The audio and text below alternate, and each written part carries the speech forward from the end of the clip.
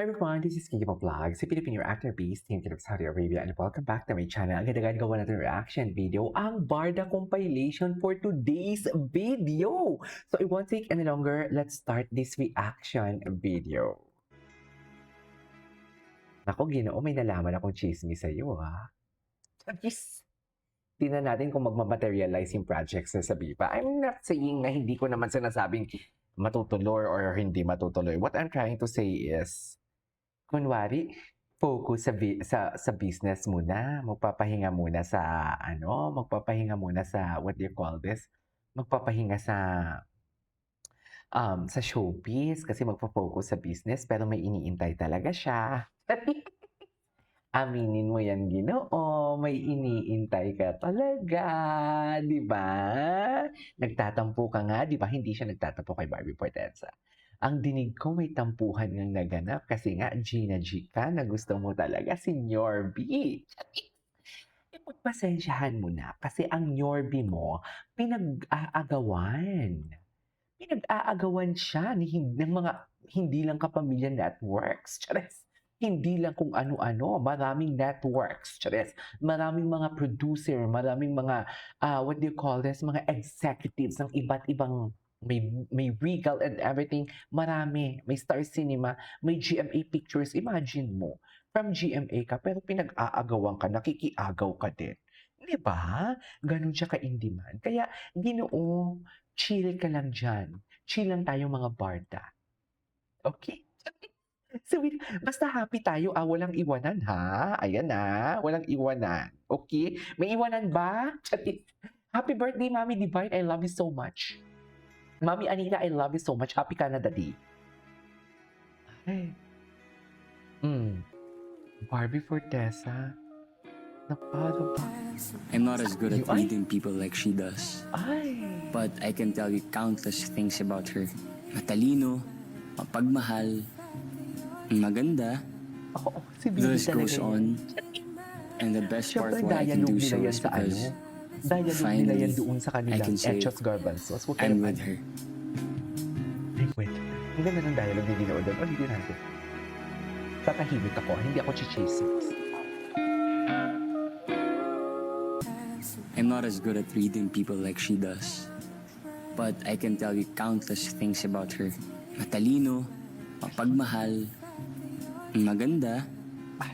The list goes on. And the best part why I can do so is because finally I can say I'm with her. Ay, sana all. Sana all talaga I'm with her. Ay, pero okay kayo ni Barbie. Pero okay kayo ni Barbie as a friend. Oh, di ba? Okay sila. Anong pinagsasabi ni Jean Panot na hindi sila nagpapansinan? Alam mo, sorry iniiwasan ko din naman talaga na magiging negatibo sa vlog ko. Gusto ko happy-happy lang. Iniiwasan ko talaga. Pero yung tipong alam mo yung tuwing may isasagot si Ginoo na contradicting sa pinagsasabi ni Jim Panot na to. Di ba nawala na naman siya? 2 days na naman siya walang vlog. Ano na, Jim? Anyways, ang sinasabi, hindi ko maiwasang hindi umalma eh. Di ba? Aside sa sinisiraan niya si Ginoo, yung tipong alam mo yung kala niya, alam niya talagang pinagsasabi niya na hindi naman nagpapansinan, na hindi nagkikita, na basta kung ano mga pinagsasabi niya na contradicting sa mismong nanggaling kay David and Barbie na bibig ha, sa totoo lang. Makachismis sila yung about sa Sparkle Run. 'Di ba na, hindi pinag-partner si Barbie and David kasi may tampuhan and everything. Beso-beso nga for today's video. So saan dalahin? 'Di ba? Saan tayo dalahin doon? Nagbeso-beso nga ni. So, paano nyo mababawi ang sinabi ninyo? Ayan tayo Tapos sasabihin na naman nila, makakalimutan na naman nila. I mean, di ba, unlike kasi sa mga defender, once kasi na may pinaglalaban tayong statement, pinaglalaban natin hanggang dulo Tingnan mo kung tutuusin, hindi natin, for example, yung Siargao na yon, naalala nyo yon, hindi natapos, grabe ang vlog ko nun. Like kahit 5 video na ata ang in-upload ko, hindi pa din ako matapos-tapos sa kaka-explain. Mapaintindi ko lang talaga dito sa mga bashers na to na iba ang nakikita ninyo, iba ang sinasabi nyo sa nangyayari. Diba? Anyways, Ma'am Jacqueline, thank you so much sa $10 mo I love you so much. Kasi parang there was a time na na-issue na parang nagkaroon kayo ng tampuhan, hindi kayo nagpansinan sa isang event. Natural lang naman yun. Last year, Asawa, last year, matagal. parang launching ng resto ni Alden. Sabi sa ko na McDo. nga ba eh. Hindi naman, nagpansina naman kami. Nagpansina naman kami yun. I think, ano lang, nahiya lang ako kasi nalita ko nun. Nahiya lang ako, kaya hindi ako Kaya siya. nahiya masyado. David, We're great friends. pero okay Hindi kayo naman. ni Barbie as Kami. friends. Yeah. Kasi parang there was a time na na-issue na parang nagkaroon kayo ng tampuhan, hindi kayo nagpansinan sa isang event. Kailan yun? Last year, parang launching ng resto ni Alden. Sa McDo. Hindi naman, nagpansina naman kami. Nagpansina naman kami yun. I think, ano lang, nahiya lang ako kasi nalita ko nun. Nahiya lang ako, kaya hindi ako nahiya masyado. David, We're great friends. Okay, anyways. Barbie Ay. Forteza. Ay, ito na nga yung David mano Licauco. ko. Ito na nga yung mano ko, di ba? Tingnan mo ang TV5 for today's video. Hanggang ngayon, inuugnay pa din talaga sila. Ikaw, Helen, tumigil ka, mga ganyan-ganyan mo. Wala ka na lang maipost. Ay, what is this? What is this? DV Forteza. Panoorin natin to. Ano daw sabi ni, wait lang, may message pa talaga sa kanyang screenshot. Parang naniningil ata ng utang, wait lang. Bukas ako na lang kuha dyan. Ayun, ano to? Anong cheat? Anong kukunin? Ito talaga eh. No? Pati yung P77 atake. Nakita niya yung P77. Diba? Pantay sarado doon si Ginoo talaga doon sa habang in-interview si Barbie, andun din si Ginoo, pati si Dustin Yu and Bianca De Vera. Diba?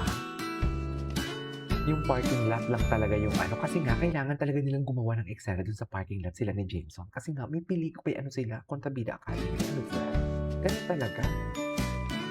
Ito na ba si Barbie no during this time o alagang-alaga?